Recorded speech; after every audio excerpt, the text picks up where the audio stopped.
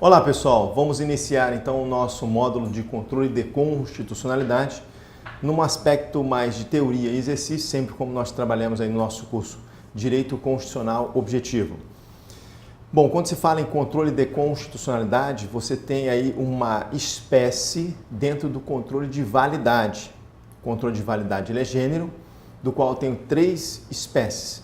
O controle de constitucionalidade, depois eu tenho o controle de convencionalidade ou de supralegalidade e depois eu tenho o controle de legalidade. Observe na tela, por gentileza. Vamos lá. Lembrando que aqui é minha forma de contato, né? prof.luisalberto@gmail.com e o periscope @profluisalberto. O controle de validade é gênero, do qual eu tenho o controle de constitucionalidade como primeira espécie, segunda espécie, controle de convencionalidade vinculada aos tratados internacionais de direitos humanos que não foram aprovados pelo procedimento das emendas constitucionais. E temos o controle de legalidade. Pode puxar uma setinha no seu material e coloca aí também controle de supralegalidade, tá bom? Então, controle de convencionalidade ou de supralegalidade. Ao avançar dentro do modo controle de constitucionalidade, nós temos a parte do nosso ordenamento jurídico, que ele é configurado na forma de uma pirâmide, onde, segundo a ADI 514, salvo engano, Piauí, destacou que no topo da pirâmide nós temos ali o bloco de constitucionalidade com as normas constitucionais originárias, com normas constitucionais derivadas, então normas constitucionais originárias, normas constitucionais derivadas. Temos também princípios positivados e não positivados e também temos os tratados internacionais sobre direitos humanos que foram aprovados em cada casa do Congresso Nacional em 2 turnos por 3/5. Estando aí no ápice da pirâmide, existe uma relação de compatibilidade vertical, também chamada de hierarquia das normas. Então, essa relação de compatibilidade vertical ou hierarquia das normas é uma das características, é um dos pressupostos que nós temos para o controle de constitucionalidade. Por quê? Quando nós temos uma norma que esteja abaixo do bloco de constitucionalidade, que esteja violando esse bloco, possivelmente essa norma será declarada inconstitucional. Aí daqui a pouquinho eu vou falar para vocês sobre a inconstitucionalidade direta e a inconstitucionalidade indireta. É aquela da questão que envolve a norma infralegal. Se estiver violando a Constituição Federal, é possível uma inconstitucionalidade indireta mediante a DPF, sim, mas em regra não cabe a inconstitucionalidade indireta. Esse termo, a DPF, vou explicar para vocês em momento oportuno, e a DPF significa a arguição de descumprimento de preceito fundamental. Vamos então analisar a nossa tela. Do que eu falei para vocês, nós temos aqui o bloco de constitucionalidade, segundo a ADI 514 Piauí, temos as normas constitucionais originárias, as normas constitucionais derivadas, que são as emendas constitucionais, temos os tratados internacionais sobre direitos humanos, emenda 45 de 2004, e temos princípios positivados e não positivados. Então, toda a relação que é encontrada aqui é chamada relação de compatibilidade vertical ou hierarquia das fontes. Então, repito, relação de compatibilidade vertical ou hierarquia das fontes, segundo o Supremo Tribunal Federal. E quando você tem essa relação de incompatibilidade com a Constituição, essa relação automaticamente você pode pensar, poxa, vai ocorrer uma inconstitucionalidade. Nem sempre, porque quando há uma certa incompatibilidade com a Constituição, eu tenho a inconstitucionalidade, que na verdade é uma incompatibilidade direta com a Constituição. Existem duas técnicas que podem ser aplicadas dentro aí dessa incompatibilidade, que é a técnica da interpretação conforme a Constituição, ou seja, a norma não vai ser invalidada, a norma infraconstitucional não vai ser invalidada.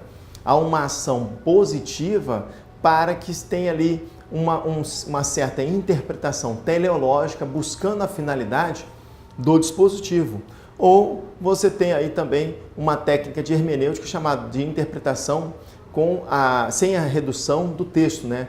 Você tem a ideia principal, é quando tem uma norma polissêmica ou plurissignificativa, é justamente retirar as interpretações que podem estar em sentido contrária à Constituição Federal e buscar aquela interpretação que mais se aproxima da Constituição. Então, a interpretação conforme a Constituição, ela tem um viés mais positivo. E a própria declaração sem redução do texto, ou seja, declaração da invalidade sem redução do texto, está mais no aspecto negativo. E a norma, quando ela é compatível com a Constituição, ela presume, na verdade, há uma certa constitucionalidade. Por quê? Porque há um certo movimento preciso de elaboração de normas constitucionais em um sistema constitucional que é bicameral. O nosso bicameralismo é considerado um bicameralismo igual, com a Câmara com determinadas competências, o Senado também com outras competências, cada uma com competências específicas, mas a união entre as duas, justamente aprovando projetos de lei, torna o nosso bicameralismo igual. Isso já foi tema de questão de prova. E por ter esse controle até anterior à lei pronta, chamado controle preventivo, subentende-se que toda norma, a partir do momento da promulgação, ela está pronta. Então, no ato da promulgação é que a lei nasce. Então, nasceu a lei, presume que ela seja constitucional. É a chamada presunção de constitucionalidade das leis. Tudo bem? Então, só para não ficar muito obscuro, eu gosto sempre de mostrar para vocês os esqueminhas, os quadrinhos. Vamos revisar o que eu acabei de falar para vocês. Então, na tela, por gentileza, nós temos aí o seguinte. Olha lá. Resultados de avaliação de normas em face da Constituição. Se essa norma for incompatível, pode ocorrer uma inconstitucionalidade. E essa inconstitucionalidade é uma invalidade direta da norma.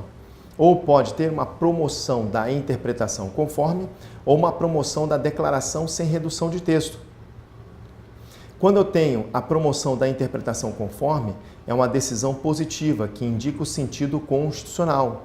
Quando eu tenho a declaração sem redução do texto, é uma decisão negativa, que exclui os sentidos inconstitucionais. Conforme eu comentei com vocês, a interpretação conforme é uma ação positiva, vai indicar o sentido constitucional.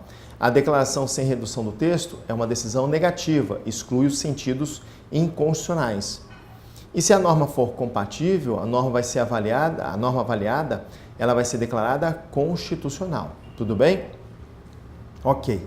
E aí nós vamos avançar e falar um pouquinho das espécies de supremacia que nós encontramos na Constituição. Então, existem espécies de supremacia. Existe a supremacia material, que é encontrada nas constituições rígidas e também nas constituições flexíveis. Essa supremacia, ela tem um perfil de relevância sociológica. Já a supremacia formal, ela tem um perfil de relevância jurídica, encontrado somente em constituições rígidas. E por ter essa relevância jurídica, a supremacia formal é a que interessa para o controle de constitucionalidade.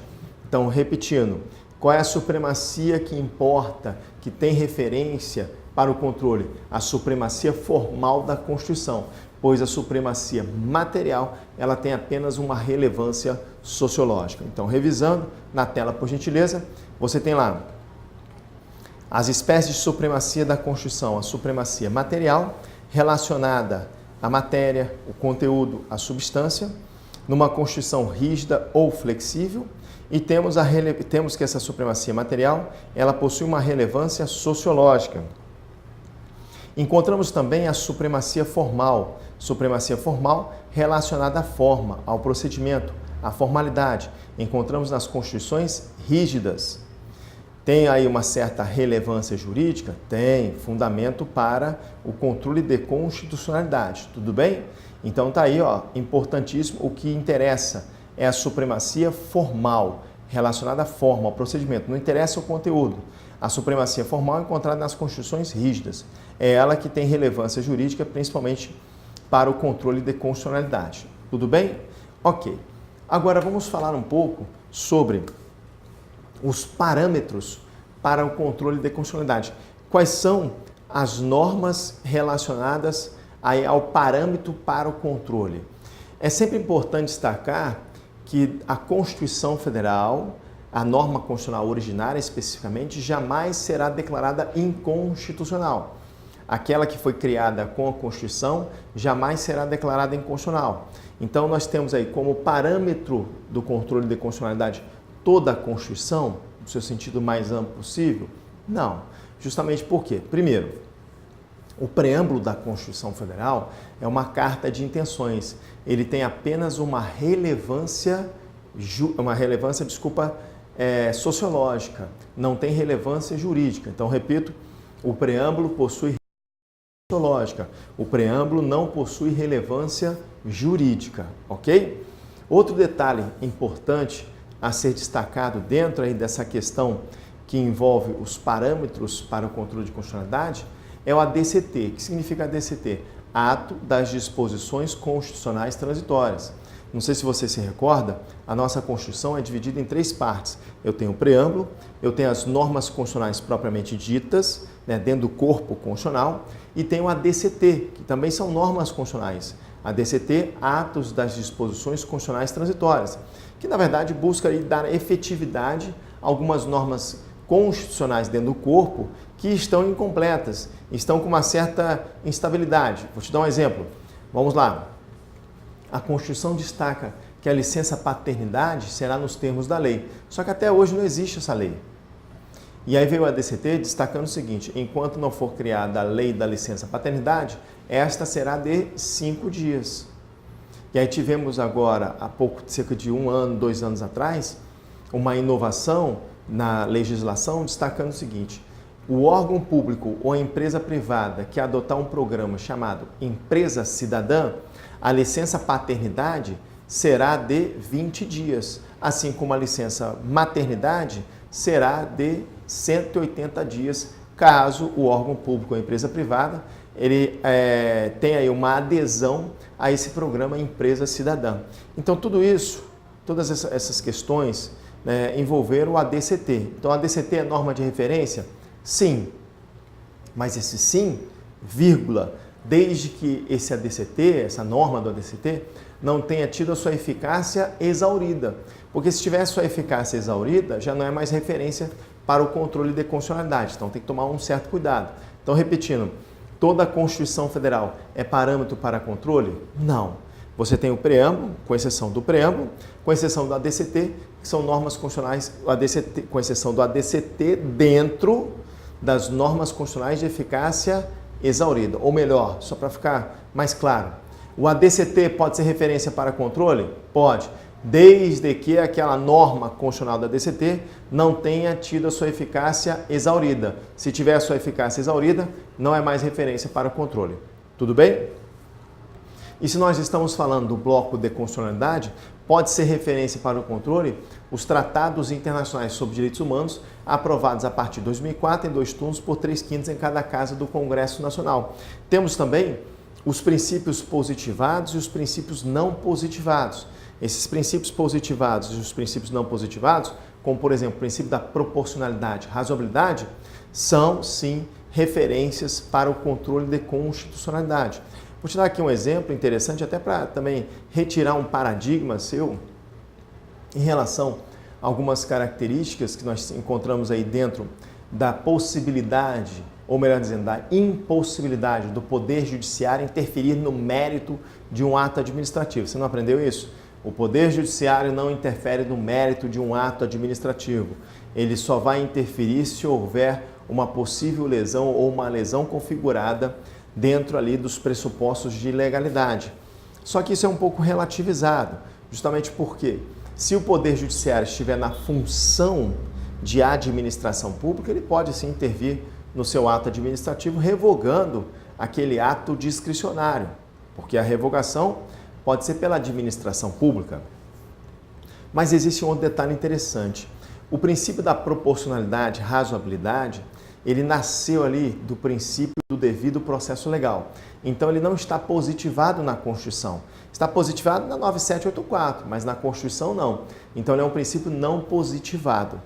E dentro ali do princípio do devido processo legal, eu tenho o devido processo legal formal e o devido processo legal material. O que significa o devido processo legal formal? Significa que ninguém será processado nem sentenciado, ninguém irá perder sua liberdade ou seus bens sem o devido processo legal. Ou seja, para que haja perda da liberdade ou dos bens, tem que seguir um processo. Esse é o devido processo legal formal. O devido processo legal material é quando a decisão do Poder Judiciário tem que ser proporcional, tem que ser razoável. Porque se não for proporcional, se não for razoável, está violando esse princípio, que é um princípio não positivado.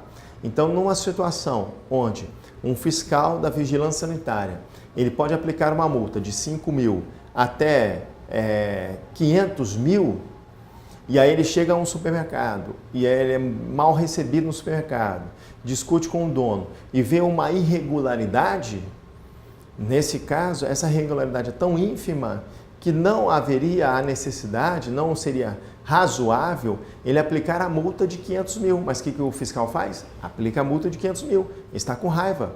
Nesse caso específico, será que o Poder Judiciário pode interferir no mérito desse ato administrativo? Você não concorda que houve conveniência e oportunidade dentro dessa situação? O fiscal não agiu dentro dos limites da lei? Agiu. Mas ele agiu violando o princípio da proporcionalidade. Então é como se tivesse agido violando a lei. A lei, que lei? A lei maior. Então essa decisão desse fiscal, ela pode ser declarada inconstitucional. Então só estou te dando um exemplo de princípio não positivado que é referência para controle de constitucionalidade. Tudo bem? Espero que tenha ficado claro. Então vamos na tela, por gentileza. Eu tenho aqui, espécie supremacia, aí vamos lá, parâmetros para controle, de controle. Em regra, toda a Constituição, exceção, preâmbulo, as normas da DCT que tiveram a eficácia exaurida. Tratados internacionais de direitos humanos, aprovados em 2 turnos, por 3/5 em cada casa do Congresso. Princípios positivados e não positivados, ok?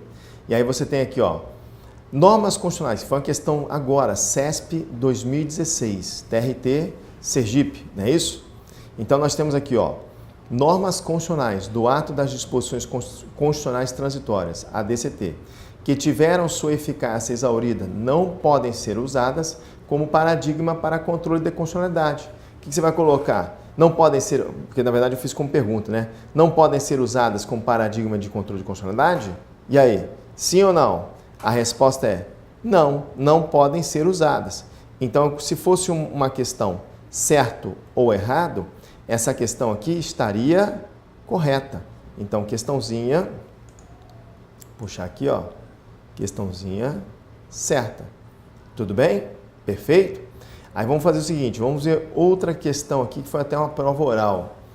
É possível controle de constitucionalidade nas relações entre particulares? Então vamos lá, será que é possível controle nas relações entre particulares? Veja lá, nós temos aqui a aplicabilidade ou a vinculação dos direitos fundamentais nas relações privadas. Então, aplicabilidade ou vinculação dos direitos fundamentais nas relações privadas.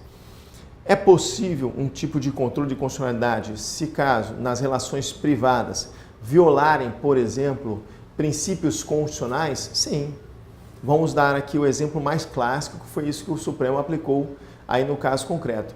Tivemos uma relação onde no estatuto de uma associação permitia que um associado fosse expulso da associação sem o contraditório e ampla defesa. E aí isso ocorreu com o associado. O associado, ele foi e provocou o Poder Judiciário. O Poder Judiciário entendeu que esse dispositivo normativo da associação, do estatuto da associação, ele seria inconstitucional, porque estaria violando um princípio da Constituição, o princípio do contraditório e ampla defesa, que está lá no artigo 5º, inciso 55 da Constituição Federal. Aos litigantes, em processo judicial ou administrativo, e aos acusados em geral, serão assegurados o contraditório e ampla defesa, com os meios e recursos a ela inerentes. Certo? Então, tranquilo? Vamos responder então essa questão? Tá lá. É possível então o controle nas relações particulares? Aqui você tem um posicionamento.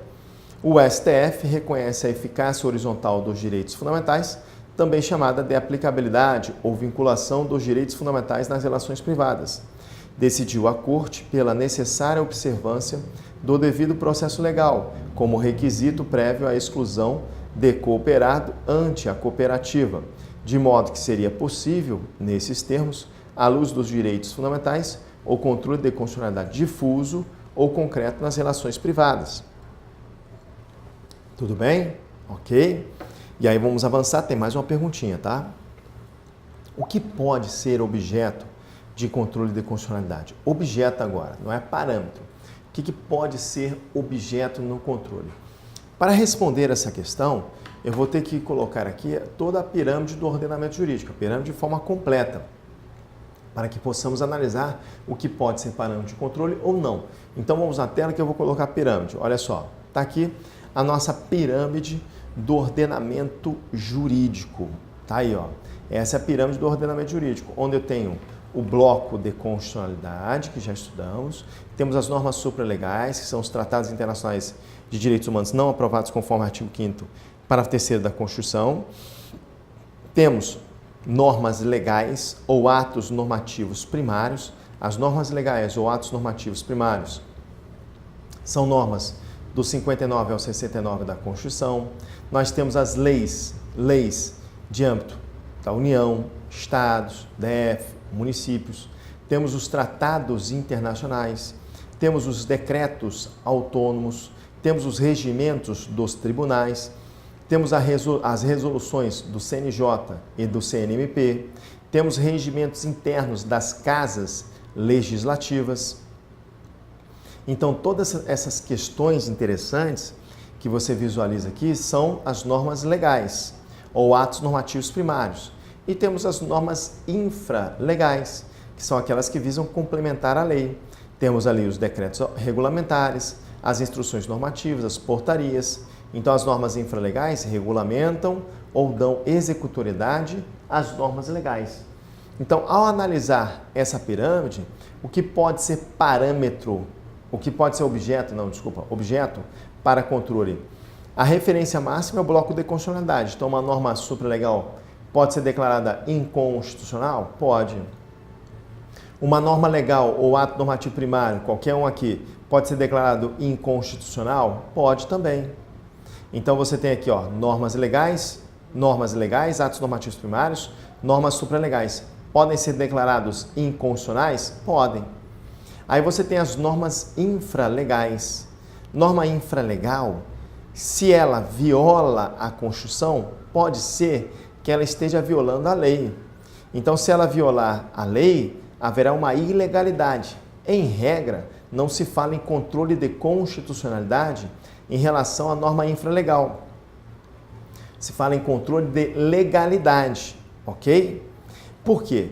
Porque se uma norma infralegal for declarada inconstitucional, é a chamada declaração indireta de inconstitucionalidade, que em regra não é aplicada na nossa Constituição, na nossa teoria doutrinária. O que é aplicada é, como exceção aqui, dentro dessa a norma infralegal violando o bloco de constitucionalidade, é se a norma legal não existir, aí foi criada a norma infralegal, aí pode ser proposta uma arguição de descumprimento de preceito fundamental, ou seja, a DPF. Então visualiza aqui na tela, vamos lá, olha só. Focando aqui um pouquinho a pirâmide de uma forma mais resumida. Uma norma infralegal, ela pode ser declarada inconstitucional, não existindo a norma legal? Em regra, seria uma inconstitucionalidade indireta, isso não é admitido. A não ser que seja por via da chamada ADPF, a arguição de descumprimento de preceito fundamental.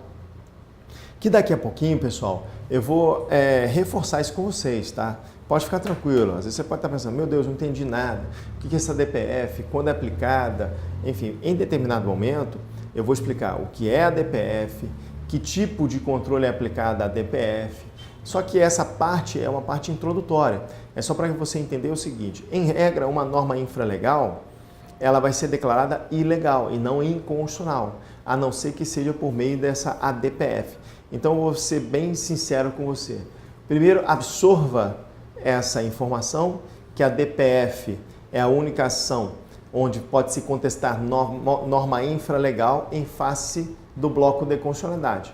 Fora isso, não tem como. Ou seja, a norma infralegal só vai ser declarada ilegal e não inconstitucional, porque não se admite a inconstitucionalidade indireta. Tudo bem? Tranquilo? Ok, o que nós vamos falar agora? Depois de ter visto essa parte da norma infralegal, normas legais, eu quero deixar claro o seguinte: quando nós temos os estudos dos atos normativos primários ou as normas legais, o que pode ser ali objeto de controle? Será que existem atos normativos primários dentro do Poder Executivo? Será que existem atos normativos primários dentro do Poder Legislativo? Claro. Será que existem atos primários dentro do Poder Judiciário? Existem.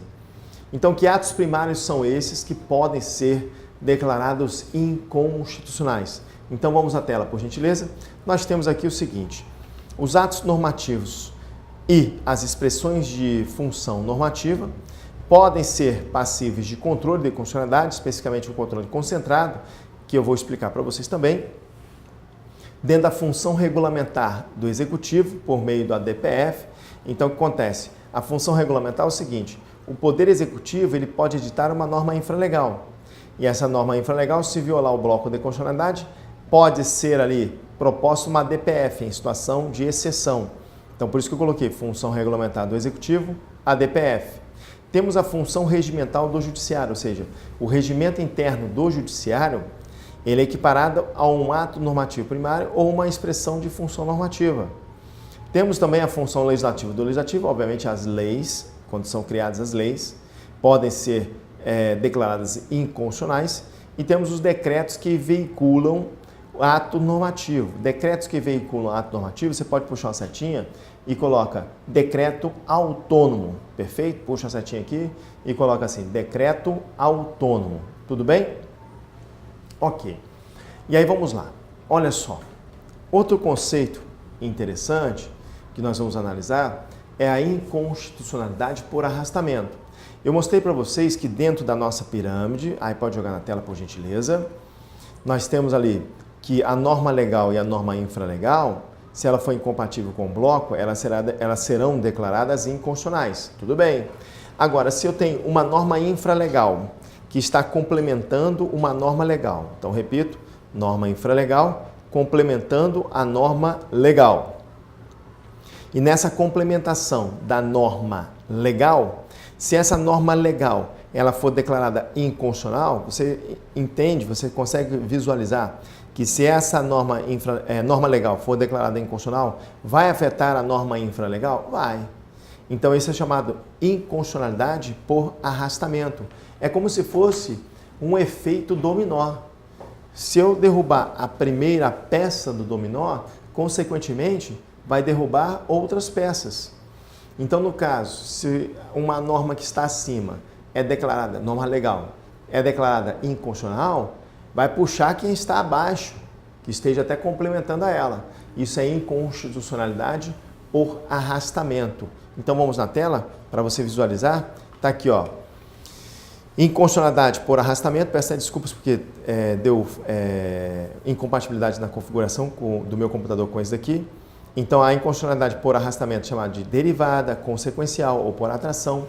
Mas o foco principal está aqui, ó. Relação de dependência, pelo menos de duas normas. Uma delas é a principal e as outras acessórias. A norma principal for declarada inconstitucional, todas as normas, na verdade, se a norma principal for declarada inconstitucional, todas as normas dela dependentes também deverão ser inconstitucionais, deverão ser consideradas inconstitucionais. Tudo bem? Aí trago aqui uma decisão importante que fala, estão sujeitos ao controle concentrado da constitucionalidade, justamente para justificar isso daqui, ó. Justificando essa questão aqui, essa situação da função regulamentar do Executivo, por meio de DPF, ser passivo de controle, função regimental do Judiciário, ser passivo do controle, função legislativa, do Poder Legislativo, obviamente, ser passivo de controle, e os decretos que veiculam ato normativo serem passivos de controle, isso aqui está fundamentado dentro aqui dessa decisão do Supremo Tribunal Federal de 2007. Mas o nosso foco aqui é justamente trabalhar com teoria e exercício. Eu sei que esse tema é pesado, é chato, não tem jeito, pessoal, tem que estudar, não tem jeito. Então vamos lá, vamos fazer agora uma sequência de questões. Então na tela, por gentileza, eu tenho aqui para você julgar certo ou errado a supremacia da Constituição e a hierarquia das fontes normativas destacam-se entre os pressupostos do controle de constitucionalidade. E aí, a supremacia da Constituição e a hierarquia das fontes destacam-se entre os pressupostos de controle de constitucionalidade? Sim. Então, questãozinha correta. Vamos lá. C de certo, tá? Questão número 2. Em relação à supremacia material e formal das Constituições, podemos afirmar: a formal, ou seja, a supremacia formal, é reconhecida nas Constituições flexíveis, negativo. A supremacia formal é reconhecida nas Constituições rígidas. A supremacia material está relacionada à produção de um documento escrito.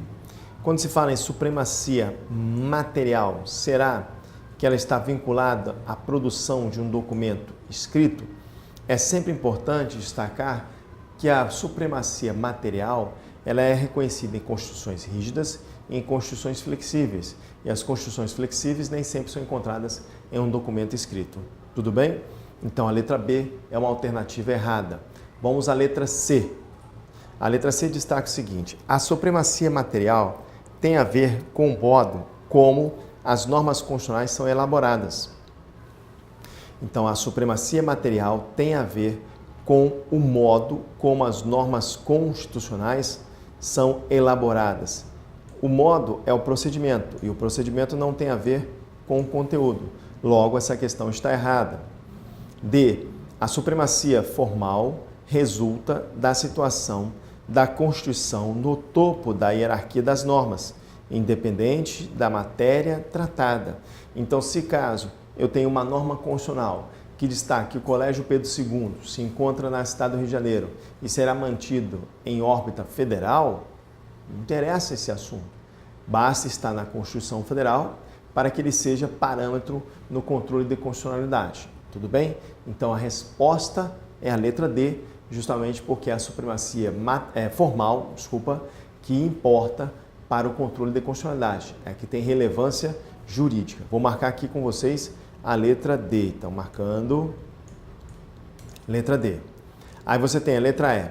A jurisdição constitucional está concebida para proteger a supremacia material, mas não a supremacia da Constituição. Jurisdição constitucional está caracterizada aqui dentro de uma característica do controle. E se está vinculado ao controle, é a supremacia formal e não a supremacia material. Tudo bem? Então está aí, tudo bonitinho. Letra E está errada. A nossa resposta é a letra C. D de dado. Deixa eu ver se tem outra questão. Temos outra questão. Então na tela, uma questão para julgar certo ou errado. Todas as normas presentes na Constituição, independentemente do seu conteúdo, possuem supremacia em relação à lei ordinária por serem formalmente constitucionais. Essa questão é uma questão perigosa. Você vê aqui, ó, 2013, né? E aí está escrito aqui, ó, todas as normas presentes na Constituição. E aí lembra que eu mostrei para vocês, ó, vou lá, você vai ficar um pouquinho tonto, mas vou mostrar para ti aqui. Não, vou fazer o seguinte, pode jogar aqui para mim, por gentileza?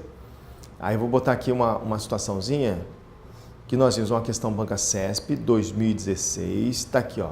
Olha lá, normas constitucionais do ato das disposições constitucionais transitórias, ADCT, que tiverem sua eficácia exaurida, não podem ser usadas como paradigma para controle de constitucionalidade. Então, nesse caso, você concorda comigo que não são todas as normas da Constituição Federal que são ali parâmetros para controle? Afinal de contas, eu falei para vocês que o preâmbulo não é parâmetro, citei aqui que o ADCT, as normas do ADCT que tiverem eficácia exaurida não são consideradas parâmetros, perfeito? Então, nesse caso aqui, a questão, aí vamos lá, a questãozinha é de 2013. E nessa questão de 2013, o gabarito oficial foi certo, mas hoje, nessa visão nova, ela estaria errada. Então, vou colocar aqui certo, porém com asterisco, certo? Acompanhando o gabarito oficial, porque na verdade não são todas as normas presentes na Constituição. Se você perguntar para mim, professor, como você responderia hoje essa questão? Eu responderia numa prova que essa questão está errada. Tudo bem? Justamente por causa desse posicionamento das normas do ADCT de eficácia exaurida e também sobre o posicionamento do preâmbulo da Constituição Federal. Tudo certo? Tá? Então é sempre importante mostrar para vocês que a ideia é sempre trabalhar com as questões mais atuais. Eu posso até trabalhar com questão antiga no meu material, trabalho, mas são questões que eu tenho certeza que o posicionamento não mudou. Agora, quando você entra num site de questões e começa a fazer questões antigas, tem que tomar cuidado com, na verdade, não a dinâmica da questão, mas com o conteúdo, justamente porque será que aquilo mudou o posicionamento, não mudou? E às vezes você erra a questão e fala assim, mas eu aprendi dessa forma, mas aí a questão é antiga, é posicionamento ultrapassado. E aí isso acaba confundindo sua cabeça. Então, meu conselho é que você sempre trabalhe com questões mais atuais, ok? E aí vamos lá resolver mais uma questão. Vamos lá. Eu tenho aqui questão número 4. Como atos interna corporis, as decisões normativas dos tribunais, estejam elas sobre a forma de resoluções administrativas ou de portarias, não são passíveis de controle de constitucionalidade concentrado. Você tem aqui que são decisões normativas, decisões de criar normas. Aí nós temos as resoluções administrativas e as portarias. Será que elas não são passíveis de controle concentrado? Aí você fala, poxa, professor, a portaria é uma norma infralegal. Legal, ela é uma norma infralegal. Mas a portaria não pode estar abaixo. Desculpa, a portaria, já que é norma infralegal, não pode ser contestada mediante a DPF, lembra disso? Ou seja, um possível controle de constitucionalidade? Sim. Então, essa questão é uma questão que está errada. Vou colocar aqui um E de errado. Opa, errada. Questãozinha, não está indo? Questão aqui melhor. Errado, ok? Perfeito. Outra questão. É possível controle de constitucionalidade de leis ou atos normativos municipais em face de lei orgânica municipal? Quando você tem aqui controle de constitucionalidade de leis ou atos normativos municipais em face de lei orgânica municipal, é sempre importante ressaltar o seguinte: se nós estamos falando de controle de constitucionalidade, a referência é a Constituição. A lei orgânica de um município se equipara a uma Constituição estadual ou se equipara a lei orgânica do DF? Não. A lei orgânica do município, ela é um ato normativo primário. Então, você tem uma lei, uma outra lei, que é um ato normativo primário, contrariando a lei orgânica do município, segundo o Supremo, isso é mais um controle de legalidade do que um controle de constitucionalidade. Então, não se fala em controle de constitucionalidade quando eu tenho como referência a lei orgânica de um município. Tudo certo? Então, vamos na tela, por gentileza. Eu quero colocar aqui o gabarito da questão. Errado. Errado. Tudo bem? Perfeito. Vamos lá? Tem mais uma questão. É possível a declaração de inconstitucionalidade de norma constitucional originária incompatível com os princípios constitucionais não escritos e postulados da Justiça, considerando-se a adoção pelo sistema constitucional brasileiro da teoria alemã das normas constitucionais inconstitucionais, existe a teoria alemã das normas constitucionais inconstitucionais. Então, o que essa teoria destaca? É uma teoria de Otto Bachoff. Essa teoria destaca que uma norma constitucional originária, ela pode ser declarada inconstitucional. Negativo. Isso não existe. Não existe essa teoria de Otto Bachoff, a teoria das normas constitucionais inconstitucionais. Então, essa questão apresenta o gabarito errado, justamente porque esse posicionamento não foi acatado pelo nosso Supremo Tribunal Federal, especificamente até pela doutrina também. Então, vamos lá, botar aqui, ó, gabarito errado. Ok, questão número 7. As emendas constitucionais não podem ser objeto de controle de constitucionalidade, pois introduzem no ordenamento normas de natureza constitucional. As emendas constitucionais podem sim ser parâmetro para controle de constitucionalidade. Então, essa questão ela está errada. Vamos lá. 8. Considerando que a lei orgânica seja equivalente no município à sua Constituição, se uma lei ordinária municipal ferir o disposto na lei orgânica do município, então essa lei ordinária estará sujeita a sistema de controle de constitucionalidade. Outra questão também interessante, que vou comentar com vocês. Lei ordinária não pode ser parâmetro para o controle de constitucionalidade. Logo, essa questão ela está errada. Então, vou colocar aqui gabarito errado. Vamos para outra questão. Questão número 9. O poder de modificar o texto originário da Constituição advém do exercício do poder constituinte reformador e do revisor, os quais podem ser manifestados a qualquer tempo, mediante o voto de 3/5 de cada casa do Congresso Nacional, em 2 turnos de votação. Então, quando você tem aqui o poder constituinte, o poder de modificar o texto originário da Constituição, advém do exercício do poder constituinte reformador, vale a pena, e do revisor, vale a pena a gente revisar a teoria do poder constituinte. Então, um esqueminha básico aqui para vocês. Nós temos o poder constituinte, tendo aí como titular o povo, está aqui, ó, artigo 12 da Constituição Federal, e o poder constituinte ele pode ser originário ou de primeiro grau, é um poder de fato, um poder político, é um poder que vai criar uma Constituição, ele cria uma Constituição. Então, por isso que ele é inicial, incondicionado, ilimitado, autônomo.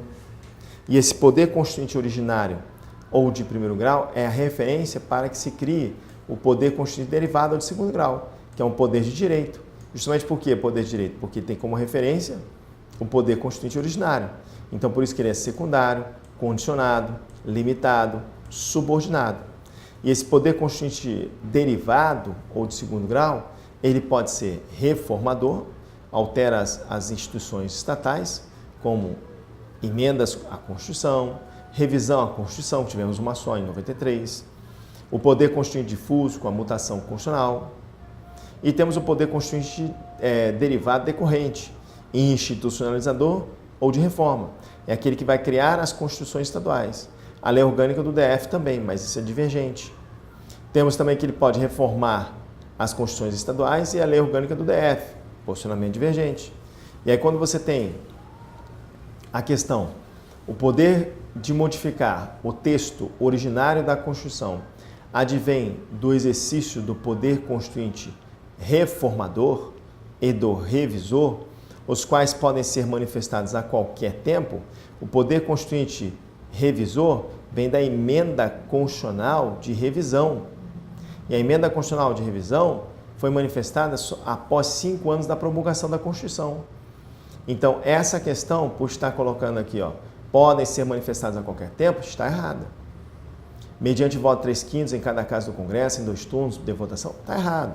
Até porque a emenda constitucional de revisão foi uma emenda constitucional aprovada por maioria absoluta em sessão unicameral. Então, gabarito dessa questão errado. Vamos lá? Vou colocar aqui para vocês o gabarito. Questãozinha errada. E de errado. Questão 10. O ordenamento jurídico nacional admite controle concentrado ou difuso de constitucionalidade de normas produzidas tanto pelo poder constituinte originário quanto pelo poder constituinte derivado. Então, você tem aqui o controle concentrado de normas produzidas pelo poder constituinte originário. O poder constituinte originário é aquele que cria a Constituição. A norma constitucional originária, ela pode ser declarada inconstitucional? Existe a teoria das normas constitucionais inconstitucionais? Não. Então, essa questão, ela está errada. Então, vou colocar o gabarito aqui. Gabarito errado. Tudo bem? Ok. Avançamos. Vamos falar um pouquinho dos vícios de inconstitucionalidade. Existem vícios de inconstitucionalidade que são no procedimento e vícios de inconstitucionalidade que, na verdade, estão dentro do conteúdo. Um vício de constitucionalidade dentro do procedimento é chamado de inconstitucionalidade formal ou nomodinâmica. Inconstitucionalidade formal ou nomodinâmica é aquela em que, por mais que o conteúdo seja compatível com a Constituição, tem-se aí uma situação onde a forma como aquilo foi aprovado está incompatível com a Constituição. O conteúdo pode ser compatível. Por exemplo, você tem uma emenda constitucional que foi aprovada destacando ali a possibilidade de trazer mais um direito e garantia fundamental. Perfeito. Conteúdo compatível. Porém, essa emenda constitucional, ela foi aprovada em um turno por maioria absoluta. Aí esse procedimento está incompatível com o artigo 60 da Constituição. Então, há uma inconstitucionalidade formal, também chamada de nomodinâmica. E existe a inconstitucionalidade material, também chamada de nomoestática.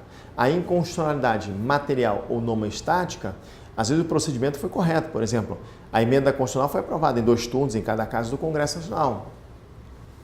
Porém, essa emenda constitucional ela traz um conteúdo que é incompatível com a Constituição.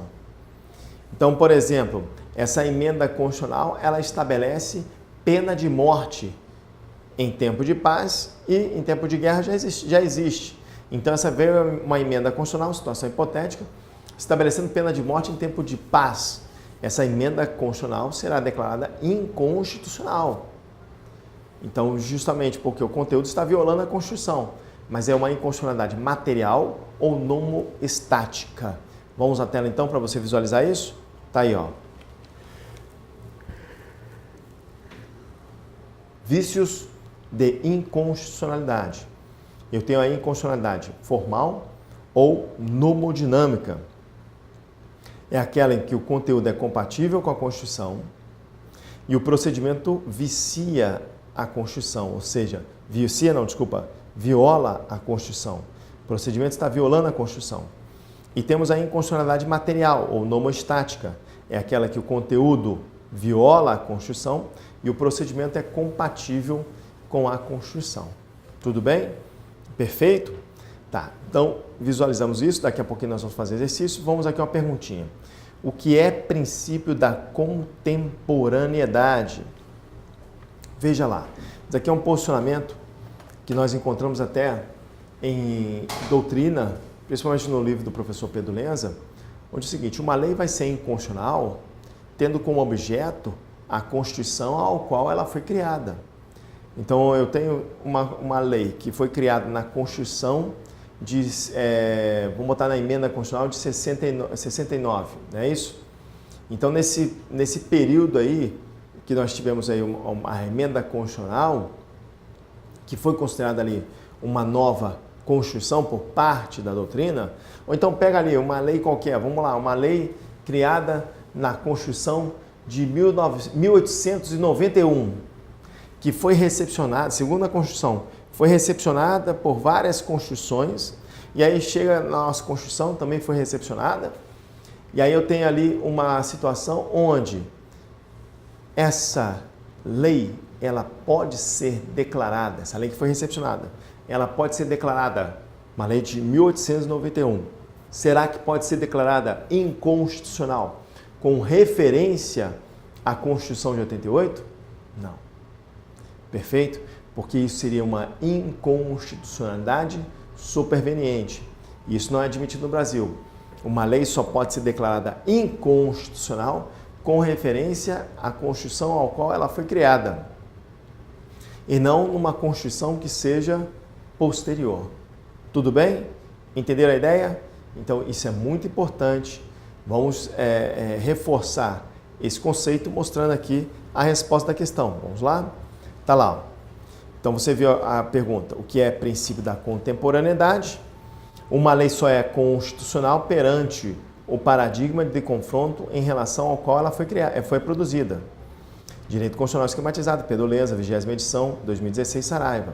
Conclusão, não se admite inconstitucionalidade superveniente. Tudo bem? E essa inconstitucionalidade superveniente, ela não vai ser admitida, mas existem aí conceitos que podem ser arraizados como inconstitucionalidade superveniente, que não é admitido no Brasil. Por exemplo, olha só, nessa inconstitucionalidade superveniente, ela não é admitida, mas o STF faz o quê? Ele revoga. A doutrina entende o quê? Que é não recepção. Então, por exemplo, vamos lá, reforçando aqui o conceito. Quando eu tenho uma lei que foi criada na Constituição anterior, ela pode ser recepcionada perante a atual Constituição. Se ela não for recepcionada, significa que ela foi revogada, segundo o posicionamento do STF, ou, conforme a doutrina, não recepção. Mas o interessante destacar é o seguinte, e caso ela seja recepcionada? Caso ela seja recepcionada, para que uma lei anterior, da Constituição anterior, seja recepcionada perante a atual Constituição, não interessa o procedimento como ela foi criada. O que interessa é o conteúdo. Então, para que haja uma recepção de lei que foi criada na Constituição anterior, basta que tenha um conteúdo compatível com a atual Constituição. Por isso que na recepção só interessa o aspecto material e não formal. O maior exemplo aqui que não interessa o aspecto formal é o Código Tributário Nacional. O Código Tributário Nacional, na Constituição anterior, ele era uma lei ordinária. Na nossa atual Constituição, quando ele foi recepcionado como lei complementar. Então, é uma lei complementar, uma roupagem de lei complementar com conteúdo de lei ordinária. Por isso que a doutrina ainda destaca que o Código Tributário Nacional, por ter só roupagem de lei complementar e conteúdo de lei ordinária, ele pode ser revogado por uma outra lei ordinária. Então, isso é importante. Repito, o que interessa para uma recepção é somente o aspecto material, ou seja, de conteúdo, e não o aspecto formal. Tudo bem? Vamos à tela? Vamos lá na tela. Tá lá, ó. Já se encontra a observação, o que importa é a incompatibilidade material e não a formal, exemplo, Código Tributário Nacional. E aí você tem aqui, ó, requisitos para a recepção das normas. A norma para ser recepcionada tem que estar em vigor no momento do advento da nova Constituição. Ou seja, ela não pode ter sido revogada. Uma norma revogada na Constituição anterior, ela não pode ser recepcionada. Então, isso é fundamental. Outra situação interessante é o seguinte, eu tenho uma norma que foi criada perante a Constituição anterior e essa norma foi declarada inconstitucional perante a Constituição anterior, mas ela é compatível com a atual Constituição. Ela pode ser recepcionada? Não. Uma vez que ela foi declarada inconstitucional na Constituição anterior, ela não pode ser recepcionada. Tudo bem? Então vamos na tela, por gentileza. Eu tenho lá, primeiro requisito já li, segundo requisito, não ter tido reconhecida independente da declaração a inconstitucionalidade durante a vigência no ordenamento jurídico anterior. Isso aqui é interessante, até independente de declaração, porque foi o posicionamento até do Supremo, essa norma ela não foi declarada inconstitucional na Constituição anterior. Mas o Supremo entende que, independente dessa declaração, está no aspecto de clareza solar que essa norma ela foi declarada inconstitucional perante a Constituição anterior. E se essa norma foi declarada inconstitucional perante a Constituição anterior, não há o que se discutir. Ela não vai ser recepcionada. Por mais que não tenha ali formalmente a declaração da inconstitucionalidade. Se o Supremo entendeu que essa norma, independente da declaração de inconstitucionalidade, ela é inconstitucional perante a Constituição anterior, ela não vai ser recepcionada. Tudo bem? Perfeito? E outro detalhe também, outra característica. Essa lei que foi criada perante a Constituição anterior, óbvio, ela tem que ter compatibilidade formal e compatibilidade material com a Constituição anterior. Mas para que ela seja recepcionada, basta a compatibilidade material. Não interessa a formal. Vamos ver essa observação? Está lá, ó. Ter compatibilidade formal e material com a Constituição sob cuja regência foi editada na Constituição anterior. Ter compatibilidade material com a nova Constituição, ou seja, quando for recepcionada tem que ter compatibilidade material. Perante a Constituição anterior, compatibilidade formal e material. Tudo bem? Aí vamos avançando. Tá lá, ó. Questão. Considere que a lei editada sob a égide de determinada Constituição apresentasse inconstitucionalidade formal, apesar de nunca ter sido declarada inconstitucional. Então, apresentou a inconstitucionalidade e ela não foi declarada.